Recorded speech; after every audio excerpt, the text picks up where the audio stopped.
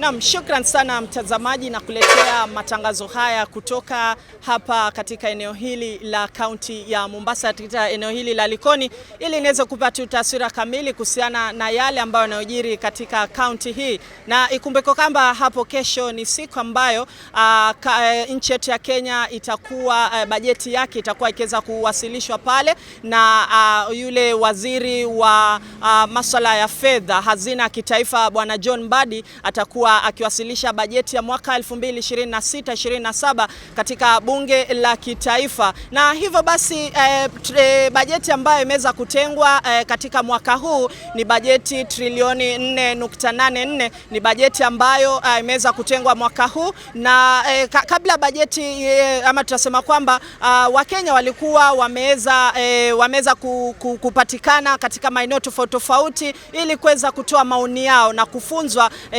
yale mengi kuhusiana na bajeti. Tumeona katika kaunti hii ya Mombasa, tutasema kwamba yale mafunzo kuhusiana na bajeti yalikuwa yamefanyika wiki hii, na ilifanyika pale katika ukumbi wa Tononoka, na watu walikuwa wameweza kufahamishwa, watu walikuwa wameweza kufunzwa kuhusiana na jinsi ambavyo wanaweza kutatua ama waweze kujua jinsi ambavyo wanaweza kutambua bajeti hii inavyokwenda. Hivyo basi kwa sasa wacha tupate tu mawili matatu kuhusiana na wakazi wa kaunti ya Mombasa wanalipi la kuweza kueleza matarajio yao ni yepi hapo kesho bajeti inapotarajiwa kuweza kusomwa na waziri wa hazina ya kitaifa Bwana John Mbadi. Karibuni sana, hii ni Al-Shifaa. Labda uanze kwa jina lako kaka, unaitwa nani na utueleze mengi, unatoka wapi? Mimi kwa majina naitwa Anton Mwalimu Masupo. Kwa ufupi, mimi suggestion zangu kwa hiyo bajeti ya kesho, ningependa kama itawezekana waangalie jinsi venye sisi huko watu wa chini pia tunang'ang'ana, lakini hali inakuwa ngumu kila siku kiuchumi, unaona. Kwa mfano kama wengine kama sisi tumesoma mpaka form 4, tumeingia mpaka makoleji, tunajaribu kung'ang'ana, lakini hali inakuwa ngumu hiyo mpaka inafikia mahali tunabaki tu tuko na uniform ya kwa nilianza koleji nikamaliza, lakini ndio hivyo. Kwa hiyo watu waangalie pia sisi. Jumatatu kulikuwa na yale mafunzo ambayo yalikuwa yanafanywa pale Tononoka, katika ukumbi wa Tononoka. Labda kaka, ulipata kuhudhuria yale mafunzo kuhusiana na jinsi ya kuweza kujua bajeti ilivyopangwa? Kiupande wangu mimi sikuweza, kwa sababu nilikuwa kwenye hustle hapa niking'ang'ana, unaona. Sasa sikuweza kufika. Labda umepitia bajeti ya mwaka huu vile inakaa ama vipi? Hayo bajeti pia nimepitia, lakini hata sielewi, maana hata naona mambo wengine wanatengwa kama IBC imetengwa iko kando. Sasa hata mimi ndo nazidi kunikoroga kabisa. Ambapo kama hiyo ilikuwa inatusaidia, lakini sasa hiyo imetengwa, unaona.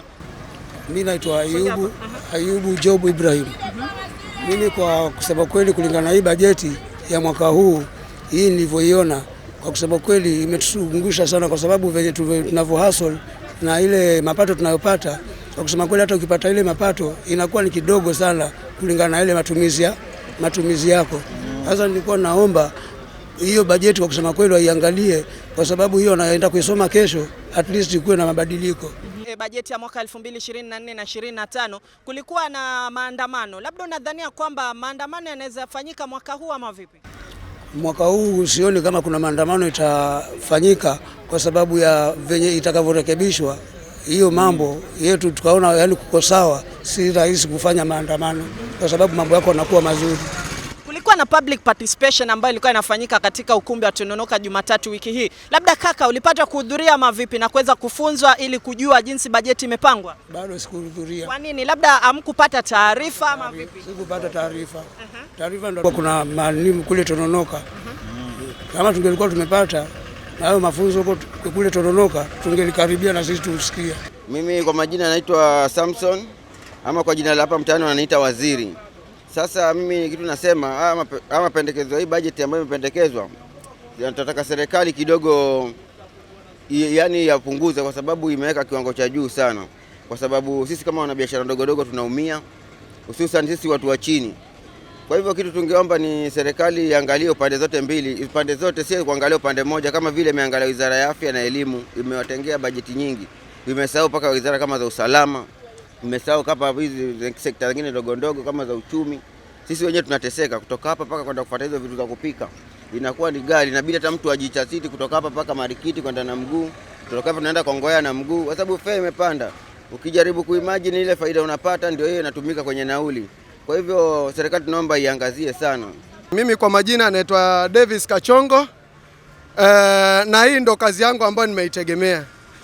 Kwa hivyo kama bajeti itasomwa, namwambia Mheshimiwa Rais angalie hii gharama maisha, chakula ashukishe vyakula, umenelewa?